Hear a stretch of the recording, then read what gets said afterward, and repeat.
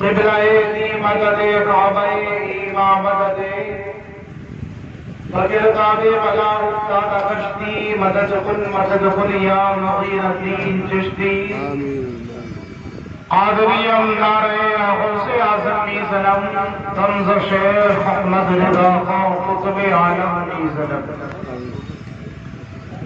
تیری سرکار میں لاتا ہے رضا اس کو شفیع تیری سرکار میں لاتا ہے رضا اس کو شفیع جو میرا غوث ہے اور لاڈلا بیٹا تیرا جو میرا غوث ہے اور لاڈلا بیٹا تیرا ہمیں کرنی ہے شہنشاہ بطحا کی رضا جوئی بے شک ہمیں کرنی ہے شہنشاہ بطحا کی رضا جوئی وہ اپنے ہو گئے تو رحمت پروردگار اپنی بے شک وہ اپنے ہو گئے تو رحمت پروردگار اپنی بے شک جنہوں نے اپنے بچوں کے عقیقے کیے اللہ رب العزت کا شکر ہوتا ہے اولاد کی طرف سے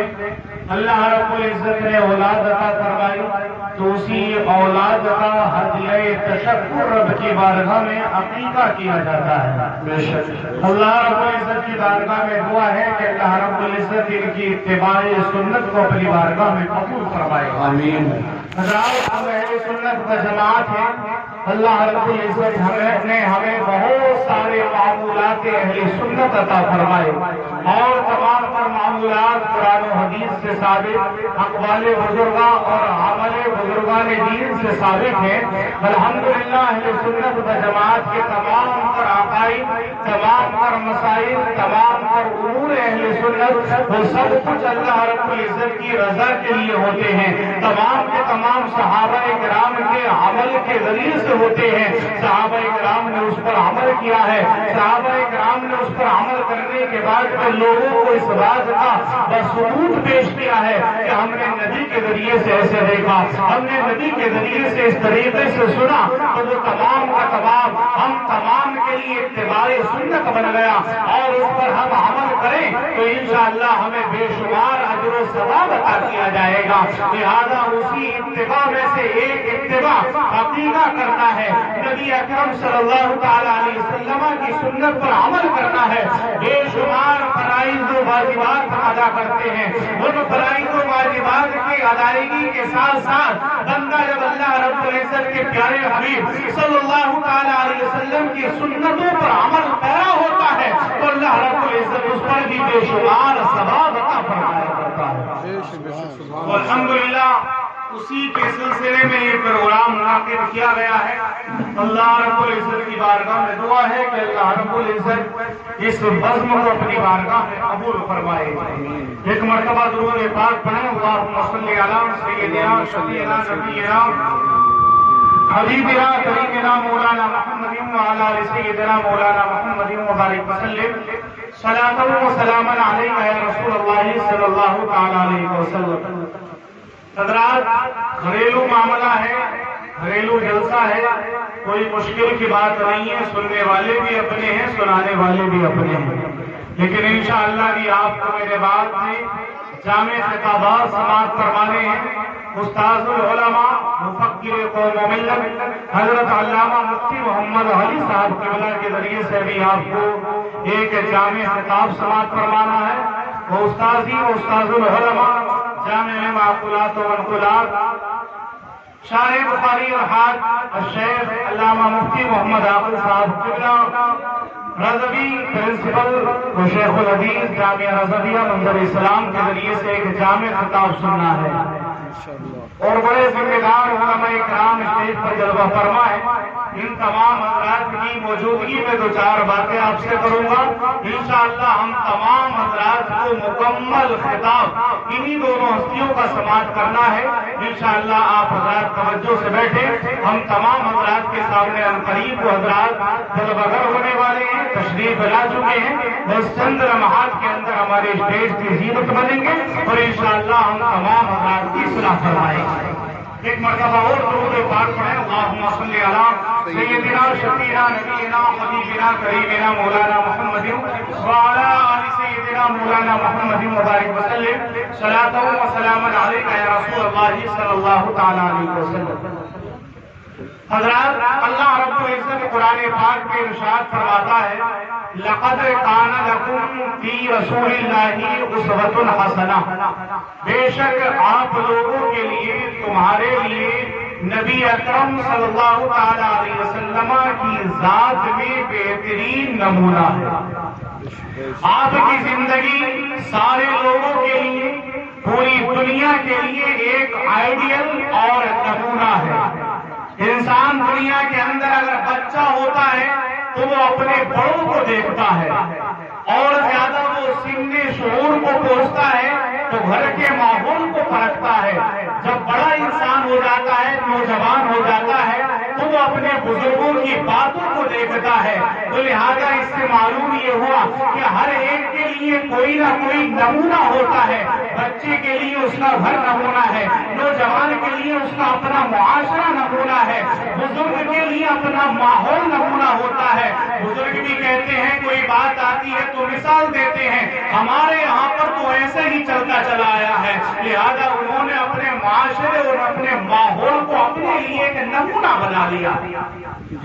لیکن ہم لوگ کس معاشرے کے اندر پیدا ہوئے؟ ہم لوگوں کو اللہ رب العزت نے کتنی مقدس امت بنا کر کے بھیجا کہ اگر ہم سے پوچھا جائے کہ تم آخرکار کس کو اپنا نمونہ بناتے ہو، تم کس کو اپنا آئیڈیل بناتے ہو، آخرکار تمہارا اٹھنا کس کے طریقے پر ہوتا ہے، تمہارا بیٹھنا کس کے طریقے پر ہوتا ہے، تم کس چیز پر عمل کرنے کے بعد میں اپنے آپ کو سنی صحیح العقیدہ کہلاتے ہو؟ تو اللہ رب العزت نے ہمیں بتایا، اللہ رب العزت نے ہمیں سکھایا کہ تمہیں کسی بزرگ کی بات پر نہیں، تمہیں کسی بڑے کی بات پر نہیں، چھوٹے کو بڑے کی بات پر نہیں، بلکہ تمہیں عمل کرنا ہے تو اپنے محبوب کی بات پر کرنا ہے۔ تمہیں اگر عمل کرنا ہے تو میرے محبوب نبی اکرم صلی اللہ تعالی علیہ وسلم کی ذات پر عمل کرنا ہے، آپ کے فرمانوں کو اپنے سینے سے لگانا ہے، آپ کے اقوالوں کو سننا ہے، آپ کے عمل پر عمل کرنا ہے۔ آپ نے جس چیز کو ہاں فرما دیا اسی پر عمل کرنا ہے،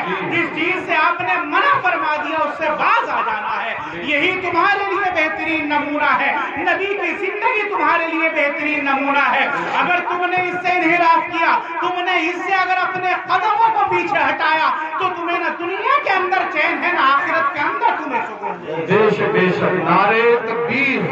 نعرے رسالت، سبحان اللہ ماشاءاللہ۔ اس لیے صحابہ کرام دنیا کے اندر آئے، صحابہ کرام نے آ کے میٹنے کے بعد میں سرکار کے فرمانوں پر عمل کیا۔ مسلم شریف کی حدیث پاک ہے، حضرت عمر رضی اللہ تعالیٰ عنہ خود اپنی بات بیان فرماتے ہیں، نبی کی اتباع، نبی کی ذات کو آپ نے کیسا اپنا آئیڈیل بنایا؟ آپ اپنی زبان سے خود ارشاد فرماتے ہیں، آپ بیان فرماتے ہیں حجر اسود کے سامنے کھڑے ہو کر کے، حجاج کرام جانتے ہیں خانہ کعبہ کے اندر ایک سامنے لگا ہوا ایک پتھر ہے، اسی کا نام حجر اسود ہے، اسی کا نام سنگ اسود ہے۔ آپ اس کے سامنے کھڑے ہو کر کے آپ ارشاد فرماتے ہیں کہ اے حجر اسود، اے سنگ اسود، میں جانتا ہوں کہ تو پتھر ہے، اور میں یہ بھی جانتا ہوں کہ نہ تو مجھے کوئی فائدہ دے سکتا ہے نہ کوئی نقصان پہنچا سکتا ہے، لیکن یہ سن لے کہ اگر میں نے تیرا نبی کو بوسہ دیتے ہوئے نہ دیکھا ہوتا، میں نے یہ نہیں دیکھا ہوتا کہ نبی نے تجھ کو بوسہ دیا ہے، تو آج میں بھی تیرا بوسہ نہیں لیتا، لیکن میں تیرا بوسہ اس لیے لے رہا ہوں کہ میں نے اپنی آنکھوں سے نبی اکرم صلی اللہ تعالی علیہ وسلم کو تیرا بوسہ لیتے ہوئے دیکھا۔ بے شک، سبحان اللہ سبحان اللہ۔ یہ صحابہ کرام کی اتباع تھی، یہ صحابہ کرام کا عمل تھا نبی اکرم صلی اللہ تعالی علیہ وسلم کے اقوال پر۔ سبب پوچھنے کی ضرورت نہیں تھی، وجہ پوچھنے کی ضرورت نہیں تھی، یا رسول اللہ اس کے اندر حکمت کیا ہے؟ سرکار نے ایسا فرمایا ہے تو صرف حکمت نہیں بلکہ ہزارہا حکمتیں اس کے اندر پوشیدہ ہوں گی۔ سرکار نے ایسا کیا ہے تو ہمارے لیے غلط نہیں بلکہ ہزارہا حکمتیں، ہزارہا باتیں اس کے اندر پوشیدہ ہوں گی جو ہماری ناقص عقلوں کے اندر سمجھ میں نہیں آ سکتی۔ اس لیے صحابہ کرام نے نبی اکرم صلی اللہ تعالی علیہ وسلم کے ہر فرمان پر عمل کرنے کے بعد میں اپنے عملوں کو سدھارا ہے اور ہمارے لیے ایک نمونہ پیش کیا ہے کہ ہم تو ہیں کیا چیز، ہمیں دیکھو کہ ہمارے بعد میں نبی اکرم صلی اللہ تعالیٰ علیہ وسلم کے جو غلام صحابہ کرام کے نام سے ملقب ہوئے، قیامت تک لوگ ولی بن سکتے ہیں، قیامت تک لوگ متقی بن سکتے ہیں، قیامت تک لوگ فقیہ بن سکتے ہیں، بہترین عالم دین بن سکتے ہیں، لیکن صحابہ کرام کے بعد میں کوئی انسان صحابی نہیں بن سکتا۔ بے شک سبحان اللہ سبحان اللہ۔ ان حضرات کے بیان یہ ہیں کہ ہم نے نبی اکرم صلی اللہ تعالیٰ علیہ وسلم کے ہر فرمان پر آنکھ میچنے کے بعد میں عمل کیا، اس وجہ سے کہ ہماری عقلوں میں آئے یا نہ آئے، لیکن اللہ کے رسول نے فرمایا ہے تو یقیناً اس کے اندر حکمت ہی حکمت بے ہے۔ شک سبحان اللہ۔ سرکار دو عالم صلی اللہ تعالیٰ علیہ وسلم معراج سے تشریف لاتے ہیں، حضرت صدیق اکبر رضی اللہ تعالیٰ عنہ کو بھی خبر نہیں ہے، کفار پکڑ لیتے ہیں صدیق اکبر کو بیچ میں ہی اور کہنے لگتے ہیں اے ابو بکر بتاؤ، اب ان کے بارے میں بتاؤ کہ جن کی تم ہر بات میں تصدیق کرتے ہو۔ وہ یہ کہتے ہیں کہ لمحہ برابر بھر کے لیے میں اپنے بستر کو چھوڑ کر کے میں آسمانوں پر گیا، ساتوں آسمان میں گھوم آیا، بیت المقدس میں میں نے انبیاء کرام کو نمازیں پڑھائی، وہاں پر فرشتے بھی موجود ہیں، میں نے جنت بھی دیکھی، میں نے دوزخ بھی دیکھی، اللہ رب العزت کی تمام تر نشانیوں کا میں نے مشاہدہ کیا۔ آپ خود ہی بتاؤ کہ جن کی تم ہر بات کو سچ کہتے ہو، جن کی کسی بھی بات کو تم نہیں جھٹلاتے، کیا یہ تمہاری عقل میں آنے والی بات ہے؟ کیا تم اس بات کو غلط نہیں جانتے؟ ابھی صدیق اکبر رضی اللہ تعالیٰ عنہ کی ملاقات نبی صلی اللہ تعالیٰ علیہ وسلم سے نہیں ہوئی ہے، لیکن آپ ببانگِ دہن ارشاد فرماتے ہیں اگر یہ میرے آقا نے فرمایا ہے، اگر یہ میرے نبی نے فرمایا ہے تو میں اپنے نبی سے پوچھنے سے پہلے اس بات کی تصدیق کرتا ہوں کہ یقیناً نبی نے فرمایا ہے تو حق ہوگا۔ بے شک سبحان اللہ۔ صحابہ کرام کی اتباع تھی، اس طریقے سے اتباع نبی صلی اللہ تعالیٰ علیہ وسلم کیا کرتے تھے، اس طریقے سے اتباع سنت کیا کرتے تھے۔ اللہ کے رسول صلی اللہ تعالیٰ علیہ وسلم نے ہمیں نمونہ دیا، صرف اور صرف واجب پر عمل کرنا یہ عمل نہیں، فرائض پر عمل کرنا یہ عمل نہیں، بلکہ صحابہ کرام واجب اور فرائضوں پر عمل کرنے کے ساتھ ساتھ سنتوں پر عمل کیا کرتے تھے، اور نبی اکرم صلی اللہ تعالیٰ علیہ وسلم نے سنت پر عمل کی تاکید بھی صحابہ کرام کو فرمائی اور قیامت تک آنے والے لوگوں کے لیے فرمائی۔ بے شک بے شک۔ سرکار دو عالم صلی اللہ تعالیٰ علیہ وسلم ارشاد فرماتے ہیں من احیا سنتی عند فساد امتی کتب لہ اجر مئۃ شہید، کہ جس نے میری کسی ایک سنت کو فساد امت کے وقت اگر زندہ کیا تو اللہ رب العزت اس کو 100 شہیدوں کا ثواب عطا کرے۔ آج دیکھیں ہمارے لوگوں کو، آج مسلم معاشرے کو دیکھیں، فرائض تو بڑی بات، واجب تو بڑی بات، سنت و مستحبات پر اگر عمل کی بات آ جائے تو اندھی تقلید کے ساتھ میں عمل کرنا شروع کر دیتے ہیں۔ واجب کی فکر نہیں ہے، فرض کی فکر نہیں ہے، صرف ان کی طبیعت کے مطابق جو ہوتا ہے اس پر عمل کرنے کی کوشش کرتے ہیں۔ صحابہ کرام کے ذریعے سے ہمیں اس بات کا پیغام ملتا ہے کہ صحابہ کرام نے فرائض پر بھی عمل کیا ہے، واجبات پر بھی عمل کیا ہے، اور اتباع نبی صلی اللہ تعالیٰ علیہ وسلم کو بھی اپنے سینے سے لیا ہے۔ حضرت عبداللہ ابن عمر رضی اللہ تعالیٰ عنہ، حضرت عمر بن الخطاب رضی اللہ تعالیٰ عنہ کے صاحبزادے ہیں آپ۔ ایک مرتبہ آپ اپنے جانور کو لے کر کے کسی جگہ پر چکر لگا رہے ہیں،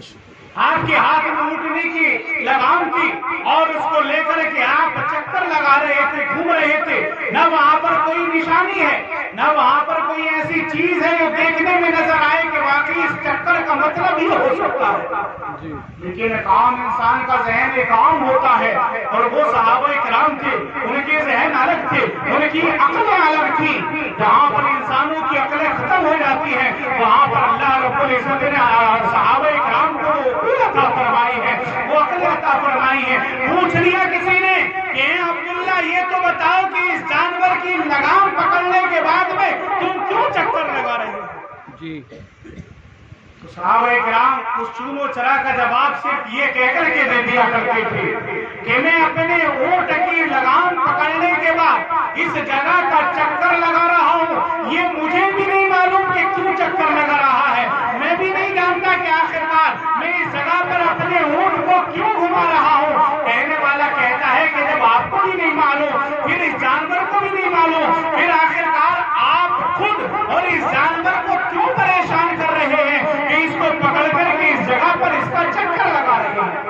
حضرت عبداللہ ابن عمر رضی اللہ تعالیٰ عنہ ارشاد فرماتے ہیں کہ میں اس اونٹ کی لگام پکڑنے کے بعد اس جگہ پر اس لیے گھوم رہا ہوں کہ ایک مرتبہ میں نے اپنے آقا، میں نے اپنے نبی کو دیکھا ہے کہ آپ اپنی اونٹنی کو پکڑ کے اس جگہ پر گھوم رہے تھے، بس میں اس غرض سے کہ اپنے نبی کی سنت پر عمل ہو جائے۔ میں نہیں سمجھتا کہ اللہ کے رسول نے کیوں چکر لگایا تھا، مجھے نہیں معلوم کہ اللہ کے رسول یہاں پر کیوں گھوم رہے تھے، بس میں نے تو اتنا دیکھا کہ میرے آقا یہاں پر گھوم رہے تھے، اونٹ کی لگام پکڑے ہوئے تھے، لہذا میں نے بھی یہ غنیمت جانا، اور بھی کچھ نہیں تو جانور بھی چکر لگ جائے گا، جانور بھی یہاں پر گھوم لے گا، اور ساتھ ہی ساتھ نبی کی سنت پر عمل کا ثواب بھی مل جائے گا۔